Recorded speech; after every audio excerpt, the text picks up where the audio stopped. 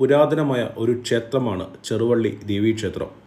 800 വർഷത്തിലധികം പഴക്കമുള്ള ഈ ക്ഷേത്രത്തിലെ പ്രധാന പ്രതിഷ്ഠ 8 കൈകളോടുകൂടിയ ഭദ്രകാളി സങ്കല്പത്തിലുള്ള ദേവിയാണ്. ദാരുവിഗ്രഹമാണ് പ്രതിഷ്ഠ. മറ്റു ക്ഷേത്രങ്ങളിൽ നിന്ന് വ്യത്യസ്തമായി ഇവിടെ ഉപദേവതാ പ്രതിഷ്ഠകളെല്ലാം നാലമ്പലത്തിന് പുറത്താണ്.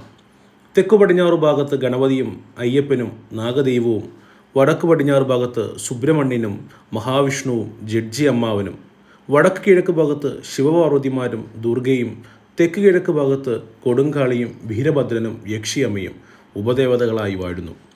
നിത്യേന 5 പൂജകളും 3 ശീവേലിയും ഈ ക്ഷേത്രത്തിലുണ്ട്. ഇതിൽ ശ്രദ്ധേയമായ ഉപദേവത ജഡ്ജി അമ്മാവൻ്റെ പ്രതിഷ്ഠയാണ്.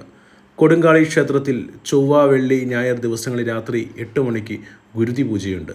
ചുണ്ണാമ്പും മഞ്ഞളും കലക്കി തളിക്കുന്ന നടഗുരുതിയാണ് ചെയ്യുന്നത്. പ്രധാന ദേവിയുടെ നട അടച്ചതിന് ശേഷമാണ് ഗുരുതി വഴിപാട് നടത്തുന്നത്.